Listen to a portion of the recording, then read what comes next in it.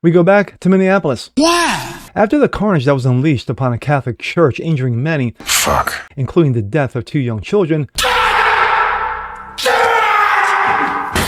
this just goes to show that pro-tranny bullying has its advantages. Excuse me, it's ma'am. Like silencing common sense. Kiss my ass. Kiss my ass. I'm Jazz Berganzo, and this mental illness, Hold up. demonic forces, Wait a minute. same thing. But it's what's next.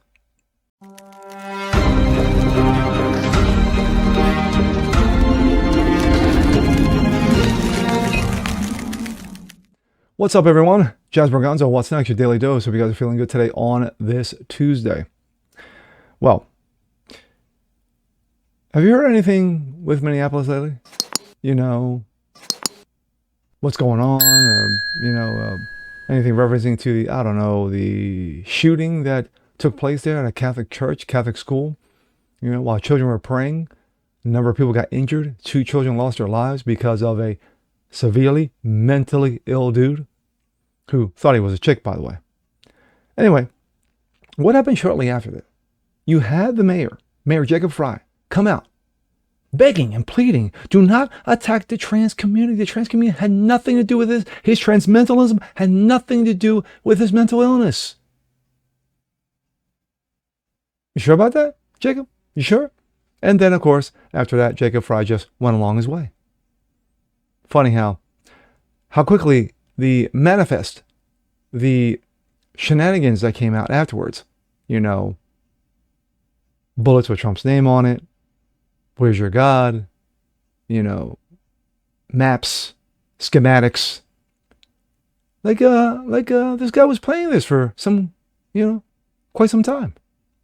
Anyway, the carnage that's going on in Minnesota right now shows that trans bullying is still alive and well, and it makes its point to quell common sense, to silence common sense.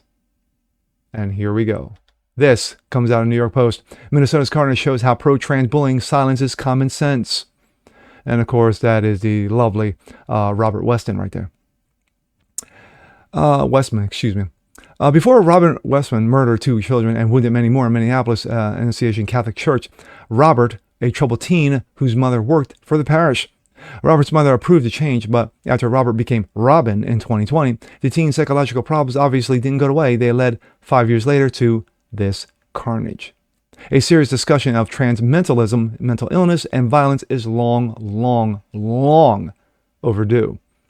Earlier this year, the Zines, a cult notable for transgenderism of its leaders and many members, made headlines for its alleged involvement in a series of homicides, including in January, slaying of U.S. Border Patrol agent David Christopher Malin. So funny how that got no press whatsoever. Violent symbolism has taken lately in a prominent place in transmentalism discourse. June 19th, issue of Oregon Eugene Weekly features a trans cover star cradling an AR-15 rifle with a blurb proclaiming, quote, "Some queer folks are armed and ready to bash back." In a state where Westman would later open fire on school children, Minnesota's Lieutenant Governor Peggy Flanagan, a Democrat, has appeared publicly wearing a shirt emblazoned with a knife and the legend, "Protect Trans Children."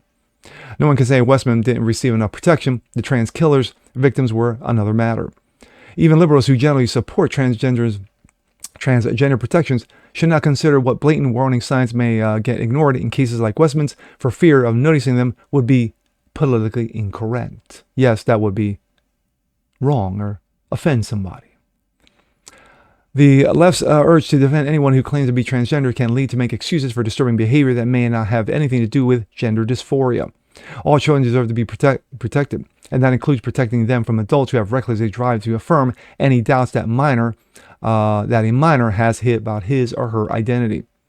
The dangerous situation kids face today has come because because too much abnormality and political radicalism has been accepted for the sake of being polite.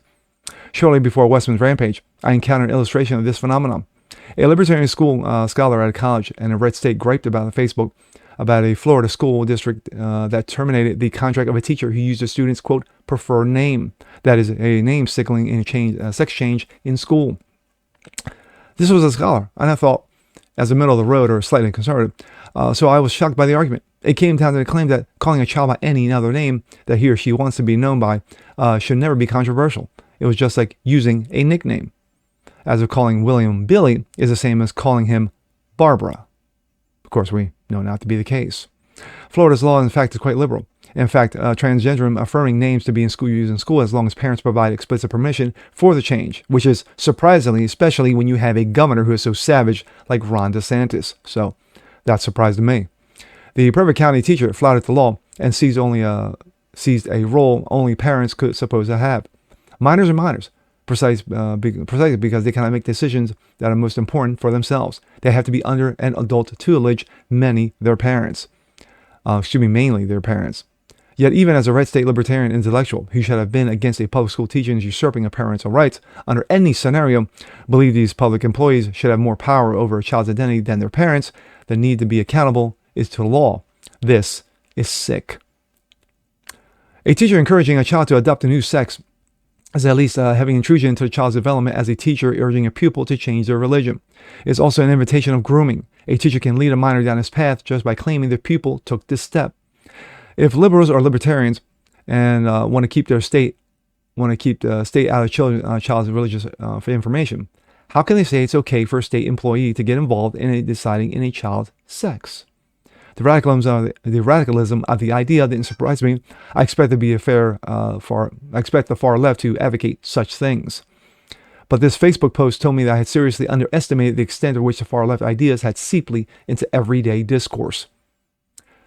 What's even more striking is that the way this academic tried to smuggle through the acceptance of an extreme idea, letting teachers and regender minors on their own authority under the cover of some banal as calling anyone by a preferred nickname. Every state in the union has laws like Florida's.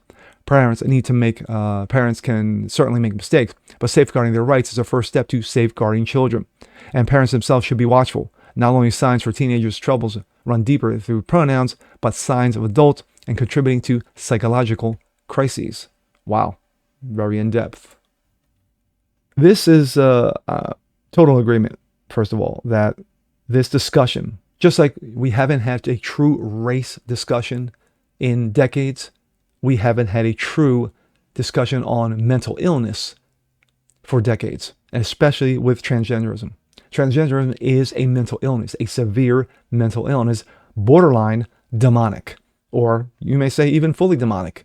You know, those who believe this is truly demonic, that you thinking that you're something else when you're really not, then again, like I said, could be borderline. But anyway, when you have signs of troubled youth who are doing things like this, and yet you as a parent, instead of discouraging them, instead of saying, hey, you know what, let's get you some help, let's get you some professional help, you know, if you're having issues, you know, with your, you know, sexuality or what having like that, let's talk about it. Let's get it out to the open so that everyone understands. No. What do parents do? Parents don't want to rock the boat. You know, schools don't want to rock the boat. Friends don't want to rock the boat. So they affirm. So they, they encourage. They're jumping up and down with pom-poms, doing handstands and saying, you know what? This is great. It's so stunning, so brave. No, it's so mental. And until we get this out in the open, until we actually say with one unison, with one unifying message to say, guess what? Men cannot be men. Men cannot be women. Women cannot be men. The line must be drawn. Parents are the first line of defense. And if you have teachers who are basically keeping this shit quiet and not saying anything, you know, except between them and the kids, that is grooming. That is absolutely grooming. And if parents don't know, parents can't help. So we think. But anyway, like I said, this is a disgusting, disturbing trend, evil in my opinion. And until you parents or just citizens step up and say, hey, you know what? This shit needs to stop.